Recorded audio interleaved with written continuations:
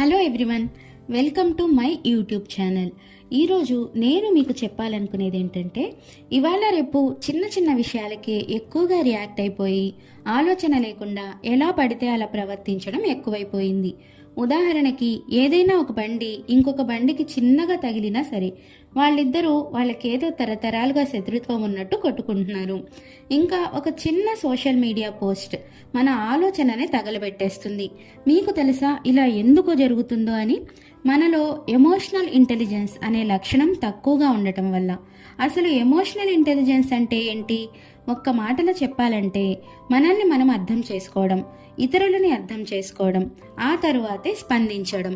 సరే, మరి ఇప్పుడు నేను మీకు చెప్పబోతున్నాను డానియల్ గోల్మన్ రచించిన ఎమోషనల్ ఇంటెలిజెన్స్ అనే పుస్తకం గురించి.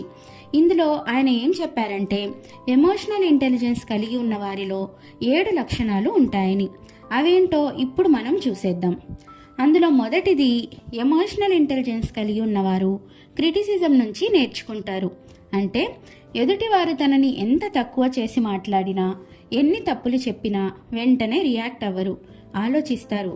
అసలు వారన్న మాటల్లో ఏమన్నా నిజం ఉందా, నిజంగా నాలో ఏమన్నా తప్పుందా అని.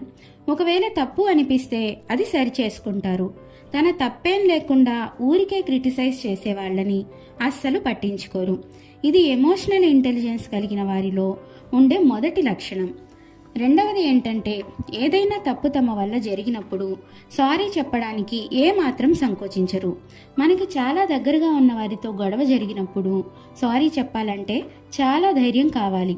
అది ఎమోషనల్గా వీక్గా ఉన్న వాళ్లతో అయ్యే పని కాదు. సారీ చెప్పినంత మాత్రాన మనదే తప్పని కాదు. ఈగో కంటే రిలేషన్షిప్సే చాలా విలువైనవి అని ఎమోషనల్ ఇంటెలిజెన్స్ కలిగి ఉన్న వారికి బాగా తెలుసు. మూడవ లక్షణం, ఎమోషనల్ ఇంటెలిజెన్స్ కలిగి ఉన్నవారు క్షమించేస్తారు, మర్చిపోతారు, ఇంకా ముందుకు సాగుతారు. చాలామంది తమకు జరిగిన బ్యాడ్ ఇన్సిడెంట్స్ని ఎప్పటికీ మర్చిపోరు. వాటిని పదే పదే గుర్తు తెచ్చుకుంటూ ఉంటారు. తప్పు చేసిన వారిని ఎప్పటికీ క్షమించరు. ఇది ఎలా ఉంటుందంటే, మీకు ఒక కత్తి గుచ్చుకొని గాయం అయింది.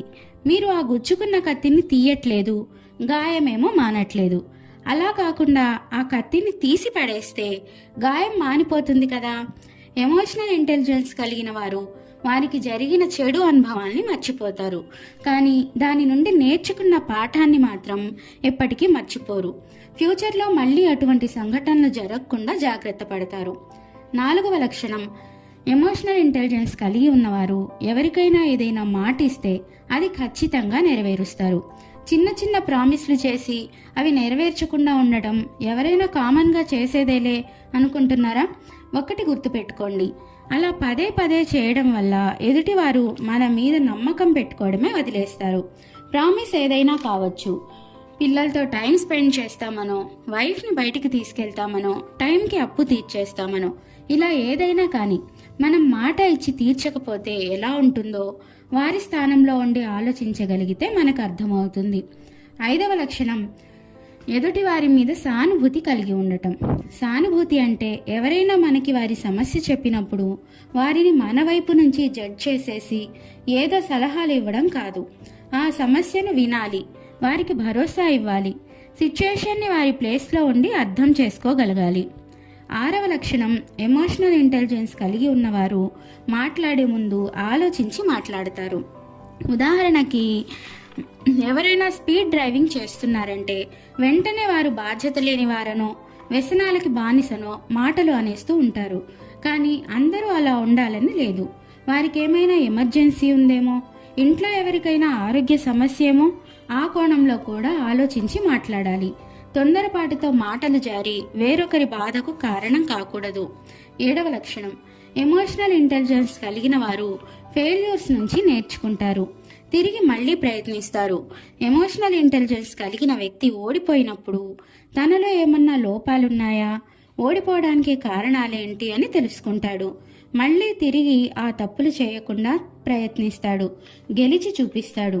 అలా కాకుండా ఎమోషనల్లీ వీక్గా ఉండే వ్యక్తి అయితే ఓడిపోయినప్పుడు ఏమనుకుంటాడంటే, గెలవడం తన అదృష్టంలోనే లేదని, తన రాత ఇంతేనని అనుకుంటూ కుమిలిపోతూ అక్కడే ఆగిపోతాడు.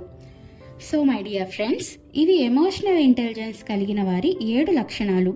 ప్రపంచంలో అందరూ ఎమోషనల్గా స్ట్రాంగ్గా ఉంటే, తమ భావాలను కంట్రోల్ చేయడం నేర్చుకుంటే క్షణికావేశంలో జరిగే చాలా ప్రమాదాల నుంచి బయటపడవచ్చు.